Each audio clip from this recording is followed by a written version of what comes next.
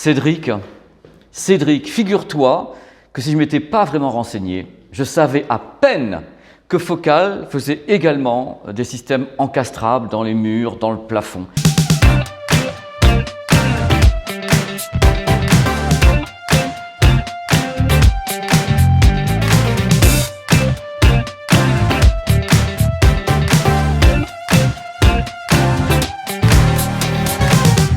Alors c'est quand même dingue parce qu'on parle de tes enceintes, de tes casques, on parle de plein de trucs, du car audio.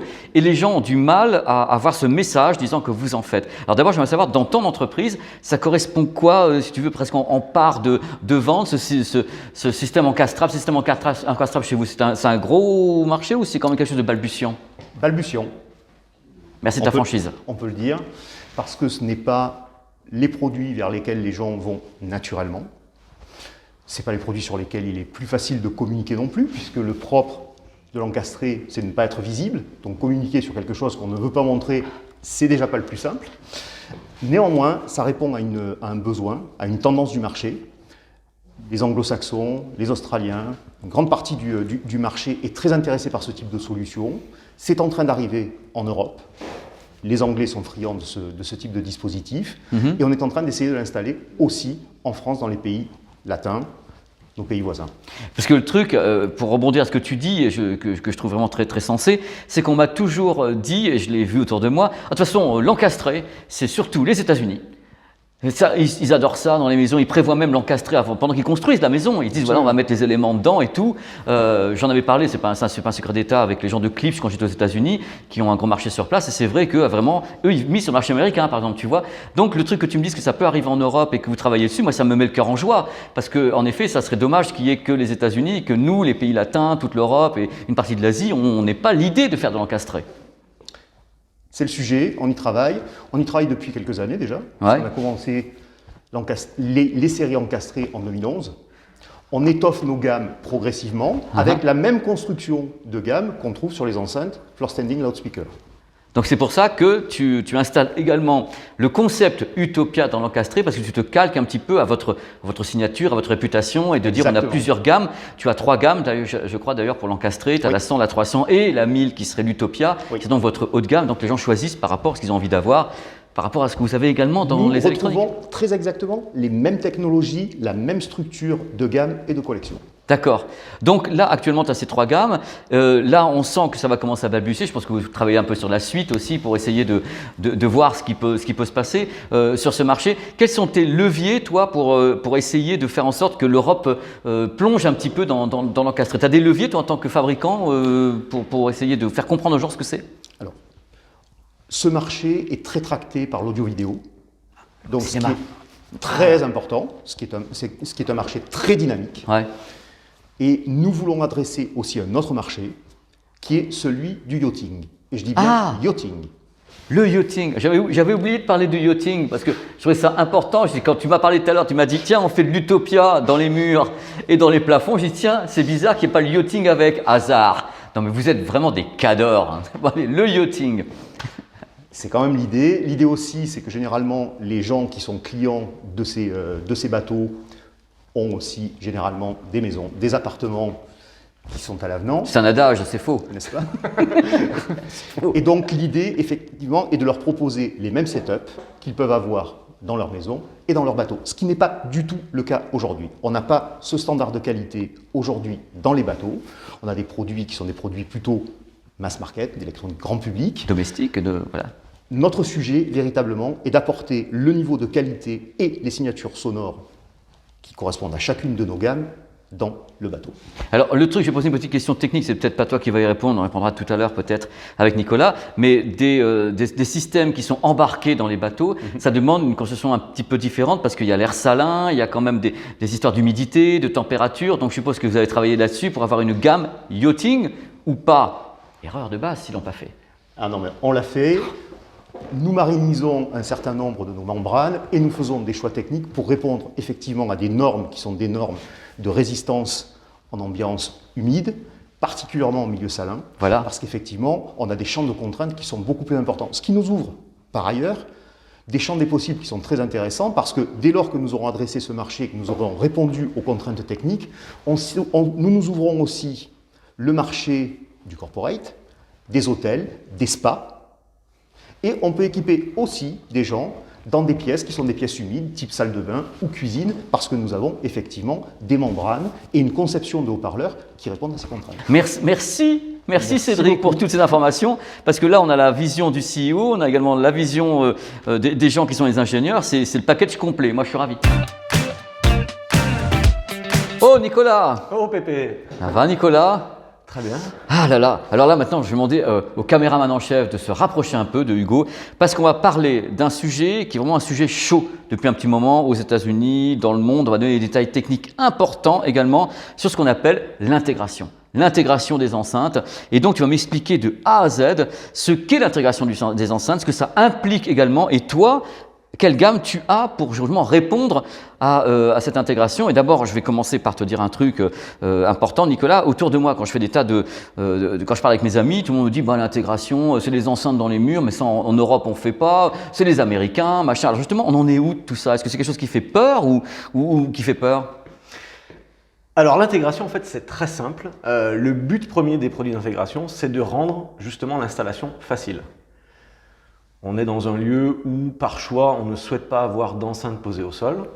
Ces enceintes, même si physiquement elles ne sont pas posées au sol, on va les rendre en fait intégrées dans les murs et ou les plafonds. Après, encore une fois, tout est question de choix. Donc ça, c'est vraiment un point important pour nous. L'idée, c'est de répondre à chaque fois aux demandes du client final en termes de comment je souhaite intégrer le son dans mon espace. Est-ce que je souhaite privilégier l'objet sonore au travers d'une très très belle paire d'enceintes, ou est-ce qu'au contraire, je souhaite minimiser la propension des produits sonores dans mon espace, avoir du son, mais rendre tout ça extrêmement discret, auquel cas je partirai plus sur des produits intégrés, soit dans les murs et les plafonds, soit également sur les murs et sur les plafonds. Donc posés sur les murs, posés sur comme les des murs, panneaux. ou posés sur les plafonds également. Donc, D'accord. chez Focal, on offre une solution à chaque niveau de prix, à chaque valeur d'usage. Tu as combien de gammes, Nicolas? Aujourd'hui, sur l'intégration, on a 3 lignes de produits. On a 100 Series qui est ici, qui est l'accès à la gamme Focal Intégration, qui utilise des technologies compatibles avec les enceintes Cora dans la hi-fi traditionnelle.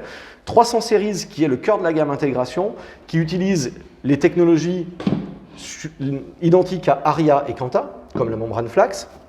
Et enfin, 1000 Series qu'on vient de lancer tout récemment, qui, elle, utilise le meilleur de nos technologies pour faire écho aux enceintes des lignes Sopra et Utopia dans les enceintes hi-fi classiques. Donc ma question, Nicolas, je me mets à la place des gens qui nous regardent toujours, est-ce que toi, quand tu fabriquez, vous concevez ces systèmes d'intégration, les gens qui font faire l'intégration de ce produit vont avoir, entre guillemets, je mets des guillemets, la même qualité d'écoute, la même signature sonore que si c'était des enceintes, des gammes qui sont les gammes similaires, c'est-à-dire que tu vas utiliser des HP, une technologie, par exemple Cora, les gens qui auront ça, ils vont mettre ça, ils auront le son d'une Cora. C'est vraiment, vous avez quelque chose de similaire ou quelque chose d'avoisinant? L'idée, c'est exactement ça, c'est d'avoir quelque chose d'extrêmement proche des enceintes hi-fi pour, encore une fois, permettre à la personne de s'orienter en termes de choix par rapport à l'importance qu'elle donne à l'audio dans telle ou telle pièce, et du coup de venir choisir entre 100 séries, 300 séries et 1000 séries dans le cadre d'un choix d'enceinte d'intégration ou en hi-fi classique avec Cora, Aria,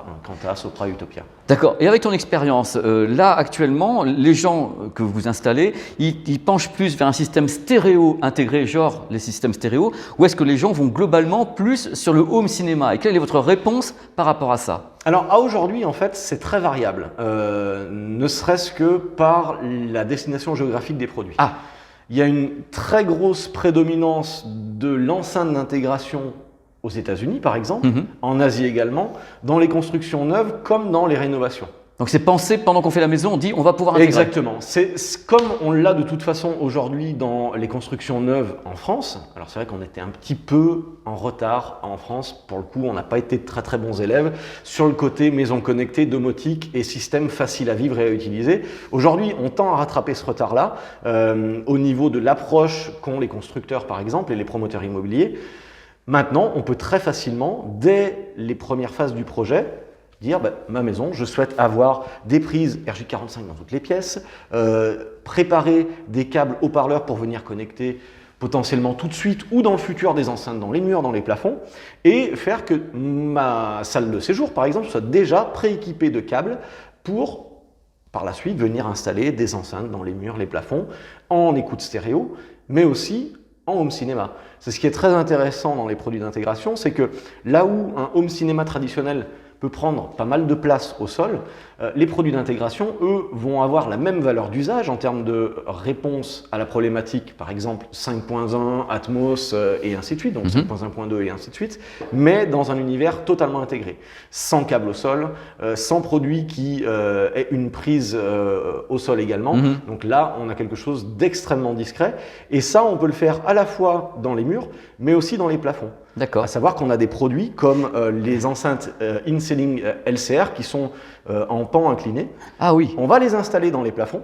Pour autant, à partir de 3 mètres de distance d'écoute, on n'aura pas l'impression que le son va venir du plafond, mais plutôt que le son va venir virtuellement du mur. Alors là, tu me tends la perche vers un truc, parce que moi, je me mets à la place du consommateur. Je dis, voilà, il y a toutes ces solutions. Vous avez des choses avec des prix différents pour aller vers telle ou telle signature sonore qui se rapproche de vos enceintes. Est-ce que moi, en tant que consommateur, c'est la croix et la bannière d'installer ça, ça, ça? Est-ce qu'il faut des gens qui l'installent? Plus on monte en gamme, est-ce que c'est compliqué à installer? Après, tout dépend, je dirais, c'est propre à tout un chacun. Si on a l'âme bricoleur et installateur, on a l'habitude d'installer des produits à la maison, de faire un petit peu d'électricité ou autre, c'est extrêmement simple. Mais après, il y a l'acoustique. Il s'agit purement et simplement de venir intégrer des produits dans les murs et d'avoir des câbles haut-parleurs pour venir connecter les produits. Donc c'est extrêmement simple en soi. L'acoustique, effectivement, c'est un point important. C'est-à-dire que sur la partie acoustique, il y a deux choses. La première, c'est l'espace que va occuper le produit. Un salon, par exemple, avec très peu de meubles, aura tendance à être extrêmement réverbérant. C'est pour ça que... L'effet hall de gare. Exactement. Sur tous nos produits d'intégration, on a aussi pensé à ça. On peut voir que dès l'accès à la gamme focale, sur ces produits, on a toujours un réglage de niveau de tweeter et de médium.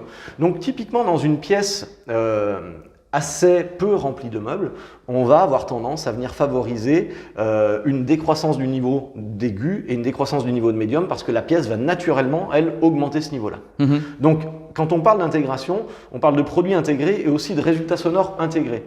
Les produits, les haut-parleurs sont développés pour être intégrés dans les murs, là où sur une enceinte hi-fi traditionnelle, les haut-parleurs qu'on fabrique sont développés pour être utilisés dans une enceinte hi-fi traditionnelle, donc à 30, 40, 50, 60 cm du mur, voire plus, en fonction de la taille des enceintes. Là, c'est une démarche tout autre, puisque à chaque fois chez Focal, on a vocation, nous, de par notre métier, à développer et fabriquer des haut-parleurs. Et à chaque projet, en fait, on vient, de manière générale, designer le haut-parleur parfait par rapport à la vocation et à la valeur d'usage de chaque produit. Bah Nicolas, ça c'est un modèle pour le plafond, celui-ci? Exactement. D'accord. C'est une enceinte qui a été développée pour le plafond, c'est-à-dire optimisée pour donner le meilleur de ses performances, installée en haut et diffuser le signal sonore de façon très uniforme dans la pièce. Donc les gens peuvent en mettre plein, comme ils veulent. Exactement. L'idée, c'est toujours un petit peu un principe de Lego, c'est-à-dire que plus on aura une pièce grande, plus on va mettre d'enceintes pour favoriser une couverture optimale. Alors, on a tous vécu cette expérience, par exemple dans un restaurant, où soit on se retrouvait très très loin des enceintes et du coup on n'avait aucune musique d'ambiance, soit on se retrouvait pile sous l'enceinte, et là on avait un gros problème avec le fameux effet douche, on pouvait même pas parler à notre rendez-vous du vendredi soir, donc c'était un petit peu problématique. Donc là pour le coup, avec ces enceintes-là, on permet une couverture très homogène, et en plus, le point super intéressant, c'est que les technologies focales comme le tweeter à dôme inversé ici permettent d'avoir une couverture très large. Donc on évite énormément la notion d'effet douche. C'est-à-dire qu'on va diffuser exactement l'énergie musicale de partout dans la pièce sans avoir un point où on aura l'impression d'avoir un niveau sonore très fort et 2 mètres à côté, plus rien. C'est merveilleux. Voilà. J'ai bien fait de venir. Alors si je comprends bien, Nicolas, ça, je ne connais pas toute ta gamme, j'allais couvrir en même temps que vous. C'est un modèle début de gamme. Alors c'est un modèle très haut de gamme. Ce produit, en fait, dans l'orientation de la gamme focale, si on les sépare par domaine d'application, on va dire que là, on parle des enceintes plafond. On a 3 niveaux de performance et donc de prix. 100 series, qui est l'accès à l'univers focal dans l'intégration. 300 series et 1000 series. D'accord. 100 series, c'est l'équivalent de ce qu'on connaît dans la hi-fi avec Cora. 300 series, c'est l'équivalent de ce qu'on connaît dans la hi-fi avec Aria et Kanta, en termes de son et de technologie utilisée, et 1000 series ici, on est dans l'équivalent de Sopra et Utopia, on le verra tout à l'heure un peu plus dans le détail. Donc ces produits-là, c'est le nec plus ultra de ce qu'on peut trouver en termes de qualité sonore intégrée dans les plafonds. Un autre point très important, c'est le côté intégration des produits. C'est très bien d'avoir des produits extrêmement performants acoustiquement, mais aussi on est dans un univers où on souhaite que le son s'intègre le plus possible à l'univers. C'est pour ça que tous ces produits plafonds sont fournis en fait avec 2 grilles. Ah, les grilles. L'opération camouflage. Voilà, pourquoi 2 grilles? En fait, parce que en fonction de la typologie de l'éclairage qu'on va avoir, on peut avoir des LED rondes ou des LED sur un format carré, on va venir matcher ce facteur de forme avec la grille. Ronde et carré, les 2 grilles sont fournies dans l'emballage. Et pour parfaire l'intégration, on a également 2 tissus qu'on peut venir mettre à l'arrière ou pas. Un tissu blanc et un tissu noir, encore une fois en fonction de la couleur des murs. Ces grilles sont très très fines, elles sont magnétiques, donc il n'y a pas de bord, c'est extrêmement discret. Et le top du top, c'est qu'elles sont prêtes à peindre. Donc si on veut venir matcher exactement la couleur des rideaux et autres, bah, tout est possible. La seule limite du sujet va être le degré d'imagination de l'intégrateur. Ça, c'est génial. Sky is the limit. Bon, alors après, on va passer à d'autres modèles qui sont ici, qui m'intriguent beaucoup. Parce que là, moi, il y a toujours un truc qui me fait kiffer dans la vie. Alors, je ne sais pas si c'est le cas pour ce qui est ici. C'est tous les effets. Tu me connais, DTS HD, DTS X, Dolby Atmos et tout. Et là, je vois des HP dirigés de tous les côtés. Donc, je suppose qu'il y a cause à effet. Alors, c'est exactement l'objectif de ces produits-là. C'est de répondre à l'orientation home cinéma Voilà. de nos produits. Donc, l'enceinte qu'on a expliqué tout à l'heure, on a son pendant maintenant en version Atmos ou DTS:X Voilà. en audio 3D pour que le son venant du plafond soit dirigé de façon optimale en direction du point d'écoute C'est génial. et que l'effet audio 3D soit encore plus perceptible. C'est génial. Encore une fois, au-delà de la performance des produits, où là on utilise les mêmes technologies que nos enceintes Utopia et Sopra dans le Home, on a aussi travaillé énormément sur l'intégration. Les produits qu'on installe dans les plafonds sur la série 1000 sont vendus avec un système de fixation sans outil. Je ne sais pas si tu as déjà travaillé et installé un haut-parleur au plafond, mais ça peut être très très vite un gros Je challenge. n'ai pas survécu. Parce qu'il faut à la fois maîtriser l'équilibre sur l'escabeau, le tournevis dans une main, le produit dans l'autre, et après, il nous manque une 3e main pour brancher le câble. Donc là, ce qu'on a fait, c'est qu'en fait, on a développé un système avec différentes étapes. On va venir démarrer l'installation en mettant le cadre une fois qu'on a fait l'ouverture au plafond. Ce cadre, on le fixe à la main, tout simplement. Une fois qu'on a fixé le cadre, c'est très simple. On prend notre enceinte, on vient connecter le câble sortant de l'ampli, on prend l'enceinte, on la met dans son logement, quart de tour, et l'enceinte est installée. Sans voix. Non, mais c'est vraiment génial parce que bon, je t'avoue franchement, je n'ai pas essayé de le faire parce que j'allais me planter. C'est vrai que l'intégration, pour les gens, ça paraît une montagne à faire. Je veux dire, là, ça va régler le problème, quoi. Exactement. C'est toujours un petit peu le problème des univers qu'on ne connaît pas. Bah oui, quand on ne maîtrise pas. Au final, l'intégration, ça reste une solution extrêmement facile à mettre en œuvre. Une fois que les câbles sont tirés, les produits sont très très faciles à installer. Ah, Nicolas, franchement, c'est génial. Tes explications sont absolument fabuleuses. Moi, j'apprends des tas de trucs. Et là, on atteint quand même quelque chose qui... Regardez un peu. Moi qui kiffe le matos comme ça, là, tu vas m'expliquer. Il y en a de tous les côtés. C'est pour en même temps, je sais pas, de l'Atmos, Super Atmos, DTS-X et tout en balance partout dans ta pièce. Tu ne sais plus ce qui se passe. C'est le NEC Plus Ultra de l'enceinte plafond. C'est tout fou. simplement. Elle intègre toutes les solutions pour aussi bien travailler et reproduire de façon extrêmement fidèle et précise de la musique, jusqu'à des solutions Atmos dont on parlait tout à l'heure. Un point important sur le côté intégration ici, c'est une vraie enceinte 3 voix, c'est-à-dire qu'elle est capable de travailler, de reproduire des très basses fréquences. On a 2 haut-parleurs ici qui sont là pour venir travailler les basses fréquences. On va les montrer surtout, on va les montrer. Qui sont ici. Donc ces 2 haut-parleurs-là travaillent le grave avec les 2 évents. Pas les doigts sur les membranes. Pas possible ces mecs, vous travaillez où vous par hasard? Et en parallèle de ça, le complément du système se fait avec le tweeter et le médium qui sont de l'autre côté. Et là, cerise sur le gâteau, en fait, en termes d'optimisation de l'intégration, mais aussi des performances, on peut venir orienter le point de diffusion par rapport au point d'écoute. Typiquement, le but, ça va être de venir recadrer la diffusion sur le milieu de la pièce, par exemple, dans une application Atmos. C'est dingue parce que c'est entre guillemets c'est 3 fois rien. Mais sur le terrain, c'est fabuleux de pouvoir faire ça. Ça règle des problèmes d'installation absolument dingues. Et après, au final, si on y regarde de plus près, c'est extrêmement logique. Quand on approche un positionnement d'une paire d'enceintes stéréo, les enceintes, on ne va jamais les positionner droites dans la pièce. On va toujours leur donner un léger angle vers la position d'écoute. Et bien là, on fait exactement la même chose. Même vous le conseillez d'ailleurs. Hein, exactement. Vous le conseillez. Ça amène un énorme plus en termes de performance produit. Là, c'est exactement la même chose, mais dans un produit totalement intégré. C'est dingue. Alors, j'ose pas parler tarifs, parce que je pense que... Non, il y a des moments dans la vie, il faut savoir rester sobre. Et là, depuis le début, vous noterez que je suis quand même soft, j'écoute Nicolas, j'ai vraiment les esgourdes toutes ouvertes, j'ai pas osé de parler tarifs, mais juste comme ça, non mais pour que je puisse avoir un bon moment, une bonne journée. Celle-ci uniquement, c'est une seule, je veux dire, celle-là, ça coûte combien de 3 €? Alors, cette enceinte se positionne à 1699 € TTC pièce. Je m'attendais à pire. Nicolas, on est d'accord que là, on parle des modèles Utopia, dans votre fer de lance, la sirène du navire, mais dans d'autres gammes, vous avez le même concept sur les gammes 100 ou 300 par exemple?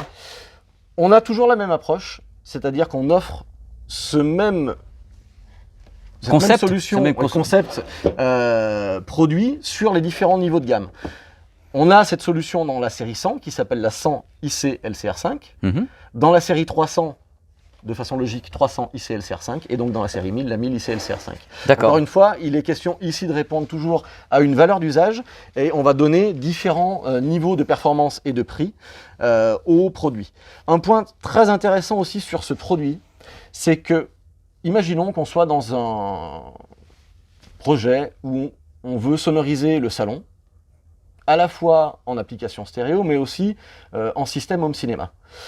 Problème, c'est que notre salon est ouvert sur le séjour, la cuisine par exemple, et pour le coup, ça va être très très compliqué de mettre des enceintes à l'arrière, si on veut faire un 5.1 par exemple. Avec ces produits-là, on solutionne ce souci, tout simplement parce que grâce à l'angle de 56 degrés qu'on a ici sur le médium tweeter, on va reculer les enceintes dans le plafond, pour les enceintes arrière, et à partir de 3 mètres d'écoute, on aura l'impression que le son ne vient pas du plafond. Tu le diriges mais des murs. Exactement. Ouais. Donc virtuellement, avec ces enceintes-là, on va construire un mur virtuel pour avoir une vraie expérience surround en home cinéma, même si encore une fois, notre séjour, salon, cuisine, salle à manger, directement à l'américaine avec la cuisine. Exactement. Mais à quel prix? mais ça vaut le coup. Exactement. Et cette approche-là, elle est valable sur la série 1000, sur la série 300, sur la série 100. Donc encore une fois, tout sera question de budget qu'on va allouer à l'installation. Alors franchement, je ne sais pas pour vous, mais me concernant, je suis super bien. Je suis quand même dans une salle de cinéma privée, une des plus chères au monde, avec carrément une projection avec un JVC DLA qui est en train de basculer. On va écouter des enceintes qui coûtent pas cher, dans un endroit qui coûte pas cher, avec une acoustique qui coûte pas cher. C'est juste du bonheur. Je suis au taquet, je vais me prendre une claque dans la gueule. En plus, voilà, ça y est, c'est parti. On va me balancer tous les extraits extraordinaires du Blu-ray disc Dolby Atmos, où tout est juste incroyable au niveau du son. Et je pense que là, je vais vivre un moment carrément historique et je ne pourrai plus jamais quitter cet endroit. C'est dingue, on entend le bruit de tous les cordages, on entend le bruit des cordes, des arcs. C'est assez étonnant. Et ce qui m'impressionne là, c'est l'intelligibilité des dialogues. Les voix sont extrêmement claires. On a vraiment tous les détails de l'intelligibilité, ce qui est important. Quand justement il y a de la musique, il y a des bruitages, il y a des tas de choses, il faut justement que le système parvienne à placer justement tous les bruitages, la musique, ainsi que les voix de façon intelligible. Et là il y a tout. Stand clear! Stand clear!